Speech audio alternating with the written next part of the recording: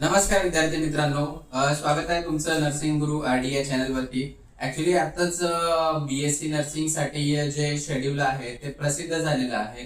तर BSc nursing ज्या विद्यार्थ्यांना करायचं आहे आणि ज्यांनी बीएससी नर्सिंग सीईटी एक्झाम दिलेली आहे अशा विद्यार्थ्यांसाठी हे सर्क्युलर खूप महत्वाचं आहे.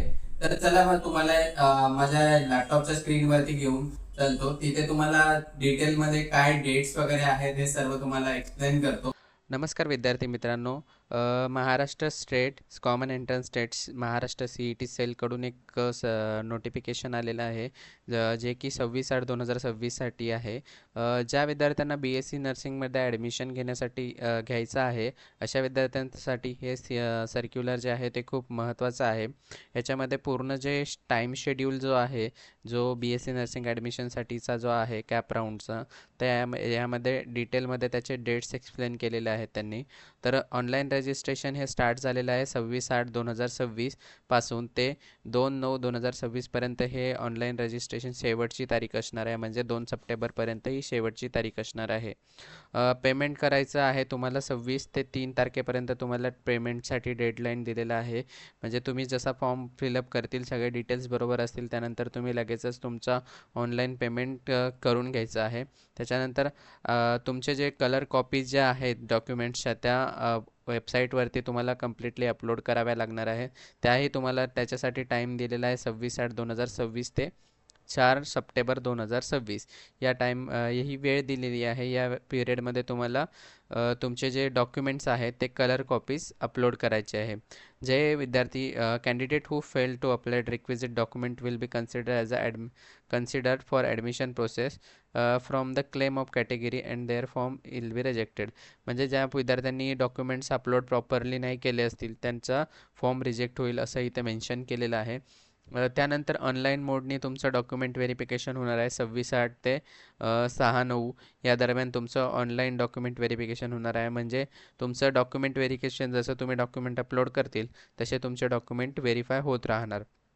त्याच्यानंतर तुमची रजिस्टर्ड कॅन्डिडेट जी आहे त्यांची लिस्ट पब्लिश होणार आहे 6/9/2026 रोजी.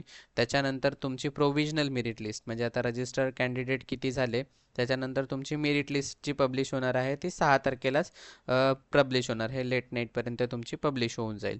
त्यानंतर सबमिशन ऑफ ग्रीव्हियन्स, म्हणजे आता तुमची common merit provisional merit list आली. यामध्ये तुम्हाला जी तुमच्यामध्ये काही डॉक्युमेंट्स वगैरे मिस्टेक असतील किंवा चुकीने तुमचं नाव वगैरे कॅटेगरीमधून रिजेक्ट केलेलं असेल, काही चेंजेस असतील, तर तुम्ही CET सेलला मेल किंवा त्याचे सपोर्टिव्ह डॉक्युमेंट सबमिट करून तुमचं करेक्शन तुम्ही त्यांना सांगू शकता. हे तुम्हाला 7 ते 8 तारखेपर्यंत हे तुम्ही करू शकता. त्याच्यानंतर publication of final merit list, हे सगळं झाल्याच्या नंतर एक फायनल मेरिट लिस्ट येणार, ज्या बेसिसवरती तुमचे ॲडमिशन तुम्हाला कॉलेज अलॉट होणार. त्याच्यानंतर पब्लिकेशन ऑफ सीट मॅट्रिक्स. आता प्रत्येक कॉलेजमध्ये वेगवेगळ्या सीट्स असतात. त्याच कॉलेजचं इंडिव्हिज्युअल जे आहे, कोणत्या कॅटेगरीसाठी किती सीट्स, ह्या तुम्हाला जे पब्लिकेशन होणार आहे सीट मॅट्रिक्स, म्हणजे कॉलेजमध्ये किती कोणत्या कॉलेजमध्ये किती सीट्स आहे आणि कोणत्या कॅटेगरीसाठी ती सीट्स आहेत, हे तुम्हाला 11/9/2026 रोजी पब्लिश होणार आहे. मग त्यानंतर कॅप राऊंड 1ची सुरुवात होणार आहे 12/9/2026. त्यामध्ये तुम्हाला ऑनलाईन चॉईस आणि प्रिफरन्स फिलिंग, म्हणजे आता तुम्हाला 12 तारखेपासून ते 14 तारखेपर्यंत तुम्हाला तुमच्या कॉलेज, म्हणजे तुम्हाला जे कोणतं डिझायर कॉलेज आहे की बाबा मला या कॉलेजमध्ये ॲडमिशन घ्यायचं आहे, ते कॉलेज सिलेक्शन तुमचं असणार आहे 12 ते 14 तारखेपर्यंत. त्यानंतर डिक्लेरेशन ऑफ कॅप राऊंड, म्हणजे आता हा तुम्ही जो कॅप राऊंडमध्ये जे तुमचे कॉलेजेस ॲड केले होते त्या कॉलेजचा फायनल डिक्लेरेशन येणार आहे 15/9/2026 रोजी.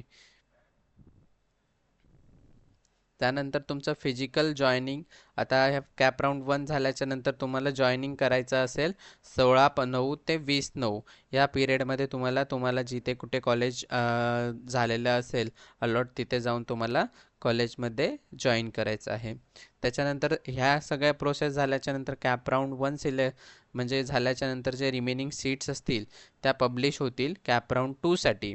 आणि ज्या कोणाला जे कॅप राऊंड 2मध्ये जे सीट्स दिसतील तिथे विजिबल असतील प्रत्येक कॉलेजनुसार, ते तुम्हाला परत तुमचं ऑनलाईन चॉईस प्रिफरन्स फिलिंग, म्हणजे कॅप 2साठी तुम्ही जे तुमचे कॉलेज आहे ते प्रिफरन्सेस तिथे देऊ शकता. त्याच्यानंतर 24 सप्टेंबरला तुमचा कॅप राऊंड 2 होईल आणि त्यानंतर कॅप राऊंड 2 नंतर 25 ते 29 पर्यंत तुम्हाला तिकडे जे कोणतं तुमचं कॉलेज अलॉट झालं असेल तिकडे तुम्हाला जॉईन करायचं आहे. हे आहे डेट्स. मग आता ह्या पूर्ण डेट्सनुसार आपल्याला आपलं जे ॲडमिशन प्रोसेस आहे हे ते पूर्ण करावं लागणार. आता यामध्ये तुम्हाला फर्स्ट ऑफ ऑल रजिस्ट्रेशन करायचं आहे पोर्टलवरती. तर महासीईटीचा वेबसाईट आहे, त्या पोर्टलवरती तुम्ही रजिस्ट्रेशन करू शकता. तर पूर्ण माहिती आवडली असेल तर चॅनल लाईक करा, सबस्क्राईब करा. अशाच नवीन नवीन व्हिडिओ असतील तर कमेंटमध्ये विचारायला विसरू नका. धन्यवाद.